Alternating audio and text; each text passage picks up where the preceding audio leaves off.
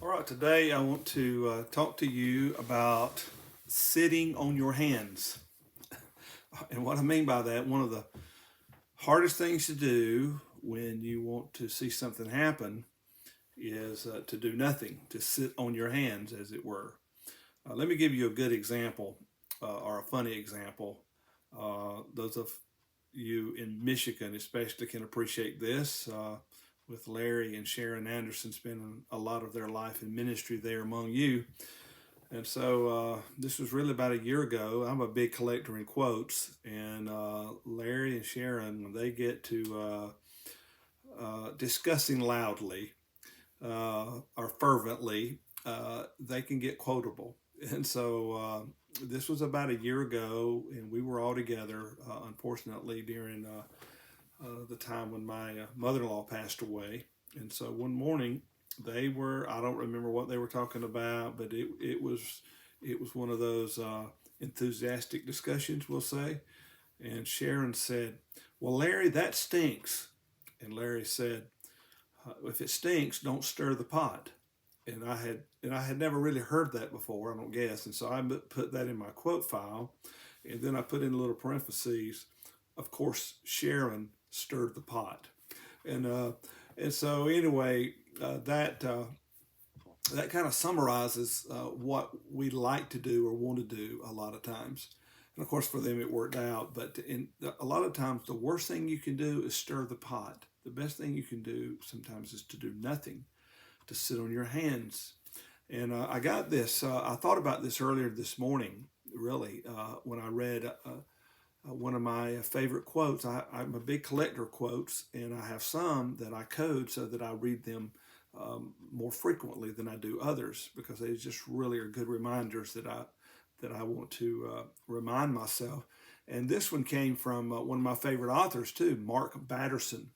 He's written several books, and this was in his book Primal: A Quest for the Lost Soul of Christianity. But anyway, he's talking about problem solving. And I'll just read it to you. He says, if you think of a problem as being like a medieval walled city, then a lot of people will attack it head on like a battering ram. They'll storm the gates and try to smash through the defense with sheer intellectual power and brilliance. But he says, I just camp outside the city. I wait and I think until one day, maybe after I've turned to a completely different problem, the drawbridge comes down and the defender comes out and says, we surrender.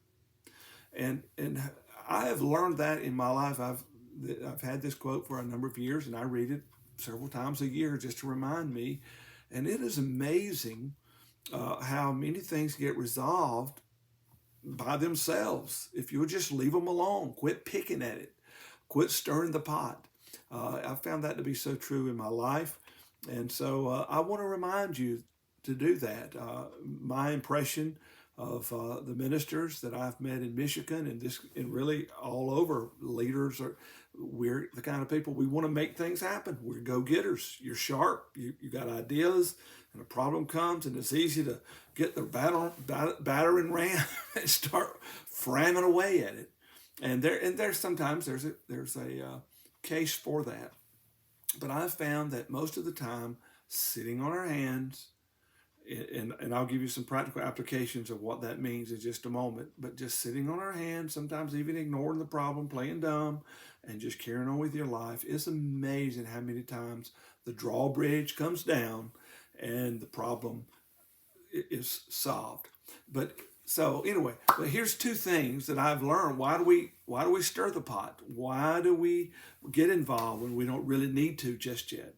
And I found that there's two things.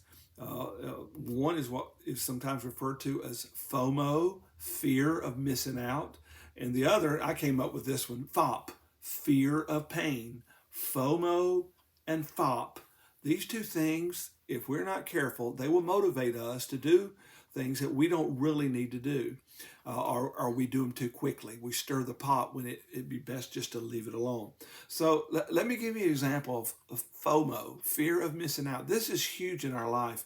Another good example or a good application is I learned in financing. How many times have you paid too much because you thought it was such a good deal and you didn't want somebody else to get it? This is true investing.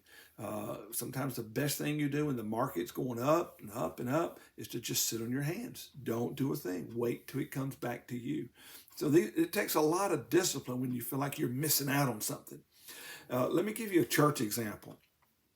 And absolutely nothing wrong with this, but I call it the pallet principle. And if you've got pallets up on the backstage of your church, there's absolutely nothing wrong with that. But that became the cool thing a few years ago. You know the pallets, the wooden frame things that they put grocery stock on there and carry, and they put the two big things in there and drive it around and put it around. I call them pallets. Hopefully that's what they're really called. And so, of course, for like 10 years now, I'm in a different church almost every Sunday, and I started seeing these pallets up on the wall, and it was kind of a way to make it the church a little more, maybe a traditional looking church, look more contemporary, more casual in a good sense. Their intentions was good, and just change it in just kind of a inexpensive way to doll up a building and make it look different. Well, that's pretty neat. It looked good, especially in certain contexts, especially if it was I remember the first time I saw it, it was in like an older building, a multi-purpose building, an office building or something they were using as a church plant, and it really did good. It made it look good. But then I started seeing this everywhere I went. Everybody started doing this, and it just I should have invested in pallets at the time. I probably could have made some good money because everywhere people saw that great idea and they just jumped on board. Fear of missing out. That's the new thing. That's what we need to do. And but new ideas come, new ideas go. There's always a new palette idea coming out there. I remember years ago, I went to there's a big conference in Atlanta. I don't know if we hear about it much in Michigan, but down south it's called Catalyst, and it's the latest, greatest, and it especially appeals to younger pastors, church planners, youth ministers, things like that. And I went. I wanted to see what is the latest thing. What are guys thinking? And I want to constantly be learning and growing myself. And so I went. And I remember one conference, one of the events that I went to one year. They had two keynote speakers. Had a lot of keynote speakers, but big name people. And they come in and they look the part and talk the part and all that stuff. But I remember there were only two guys that got a rip-roaring standing ovation. There were two. One of them was Chuck Colson, and I don't know if you've even heard of Chuck Colson, but a great man in his day, and he was in the later years of his life.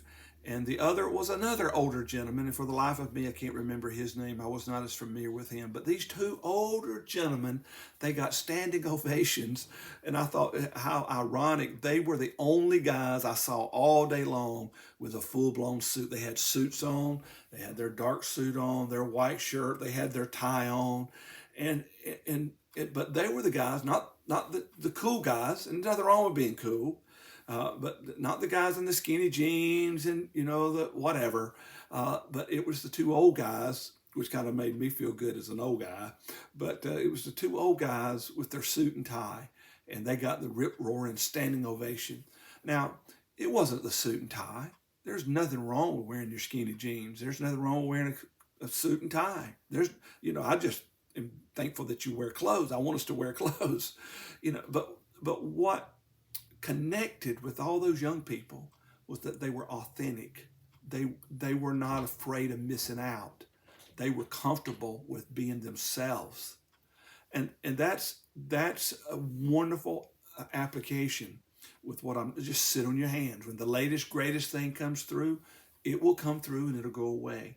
Now, if it'll help you, if it's something that is an obvious solution to a problem you have, if it is where the walled city has surrendered and laid the solution on your lap, by all means, jump on board, stir the pot. But a lot of times, the best thing you can do is be you.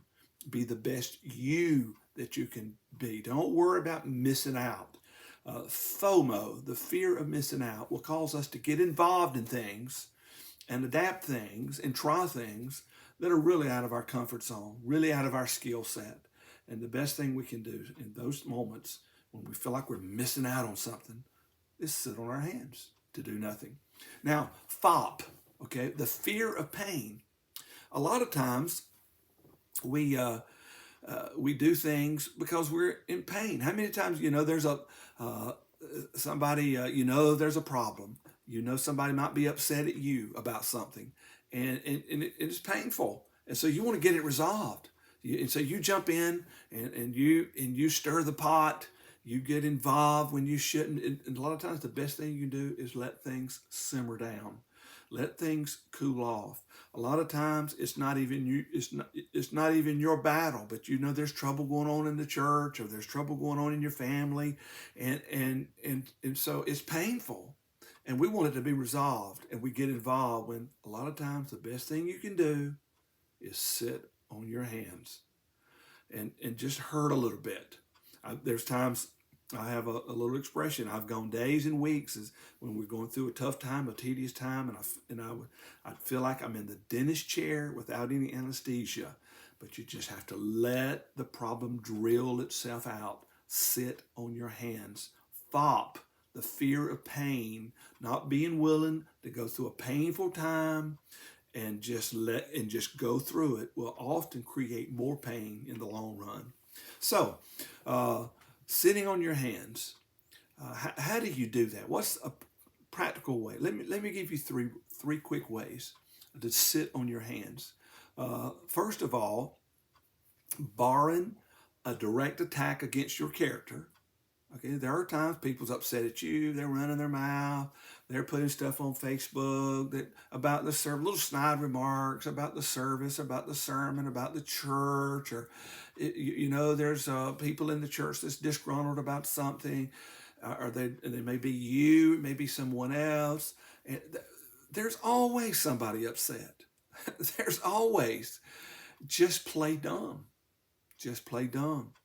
You don't have to accept every invitation to join a fight, to join an argument. Just play dumb. Love everybody. When they bait you and try to get you to say something or do something, just play dumb. Don't take the bait. Just stay calm and stay focused on the mission. So the first thing I can tell you to do, now barring a direct attack against your integrity, our integrity is all we've got. That's the power that a minister or a leader, especially in a nonprofit, any power that we have is moral authority. Any authority that we have really is moral authority. We can throw the Church of God minutes or whatever your book of rules and order are, and those things are important. But if you've got to use the Church of God minutes, if you've got to use the Bible, really, to get people to do what you want them to do, it's your moral authority when they see your life, your consistent life that you've lived. And so the first thing you do, barring a direct attack, just play dumb. Don't get involved in every fight. Most of them will wear themselves out. They'll be fighting about something else next week. There'll be a new hot topic. Just stay focused and play dumb. Just tune it out. It's noise. Stay focused on the news. Second thing is I'm going to take a page out of my grandmother's world. Stick to your knitting. Stick to your knitting. Another way of putting that is routine is your friend. Now, you can have a bad routine, you can have a bad game plan, but just stick to your day-to-day routine. Stick to your knitting. Do the things that need to be done. Don't drop stitches. Don't let people sidetrack you. Don't get distracted. Just sit on your hands with all that stuff and just stay focused on your routine. Just keep going through your routine. I love this quote from a great book that I really like. It's called The One Thing, The Surprisingly Simple Truth Behind Extraordinary Results by Gary Keller and Jay Papasan. But anyway, this little quote, extraordinary success is sequential, not simultaneous. Extraordinary success is sequential, not simultaneous. What that means is just day, one sequence, one thing after another, day after day after day, doing the little things that are required to keep a household going, to keep a church household going, to get your sermons prepared, to take care of the needs of the people, to manage this, to manage that. It's not glamorous. It's not sexy. It's not exciting sometimes. We want to get over here involved in all this. No, no, no. Just stick to your knitting. Stick to your routine. Day after day after day. The accumulated results of just casting your bread upon the water. Just taking care of business. Doing the essential things that are required. Just do that day after day. The compound interest on a lot, not the latest fashion, not the latest great idea, but just growing yourself, being the best you that you can be, and just sticking to your knitting, that daily routine. I'm telling you, it will compound into extraordinary success in life. And then the third thing is just trust God to order your steps. It's amazing how many times problems get solved and the solution just presents itself, or it takes care of itself and you don't even realize it. You just trust God. He'll order your steps. If you don't know what to do, the best thing to do is to do nothing. And sometimes when you know what needs to be done, the best thing to do is still to do nothing because the people aren't ready for it. And so it takes wisdom and it takes patience. But if you'll trust God, He'll order your steps. Let me give you two last examples. All right, one is from my dad's life. This was years ago. My dad has shared this, and so this is one of our family stories that has been so important in my own life. But the state overseer called my dad, and he was trying to help get my dad a good church. It would have been a good promotion.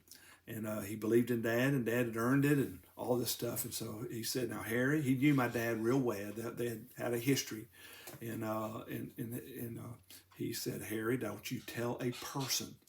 Let me work on this. Don't you tell a person." Well, my dad told his best friend. This is another one of my little axioms. Everybody's best friend always has one other best friend. And so my dad told his best friend. Well, his best friend had another best friend. It was someone that he cared about, a family member that was in the ministry also. And he told him, "This church is open. You may want to ask for it." And so he did, and he called the overseer. He stirred the pot. Okay, he stirred the pot. The overseer called my dad a little while later, and he says, "Harry," he didn't say, "Hi, how are you? How's the kids? How's the wife? How's the weather? What about them, Detroit Lions or whatever?" No, he said, "Harry, who did you tell?" And my dad was mortified. He learned a great lesson. When there's a problem to be solved, when there's something to be achieved, sometimes the best thing is not only to sit on your hands, but to put your hand over your mouth. And that is a huge lesson. Don't stir the pot. Don't get involved. Just stick to your knitting. Now, with ordering your steps, how God will order your steps. Let me give you one more example. I was just going about my routine back in my Fort Mill days, and I would often park when I go visit the hospital in Rock Hill. I would park over in the emergency room area. There was just wasn't enough parking, and I could always find a parking space there. And so I'd park over there, and I'd come in through the emergency room. And so one day I came walking in to the emergency room to go about my hospital rounds, and there was one of my families there, a rather large family, and they were all in there, and there had been an emergency. I knew nothing about it. I had no clue what was going on, but they said, "Oh, Pastor, you've come." And they just, "Oh, we're so glad you've come. Will you come back and pray for our loved one?" I just went with it. I just played dumb. I went with it. And I never told them otherwise. Maybe I should have, but God ordered my steps. The gates opened up, the drawbridge fell down. I walked in and did my role as a pastor and ministered to that family. Maybe I was lucky, but I believe that God ordered my steps. And I've just learned over the years, when I try to fix things, when I try to make things happen, When I try to beat people over the head, you need to do this. We need to work. We need to grow our church. You need to read your Bible more. You need to give more. You need to do more. And then we're just trying. We're so sincere. We're trying to make things happen. But the best thing you can do, don't worry about missing out, and don't worry about the pain. Sometimes that painful season that you got to go through. Just stick to your knitting. Just keep plugging along. Be a plugger. Just day after day after day, be your best self for the glory of God. And the problems will take care of themselves. All right, there you go. Sitting on your hands while you're working for God. Just have a great day, rest of the day. God bless.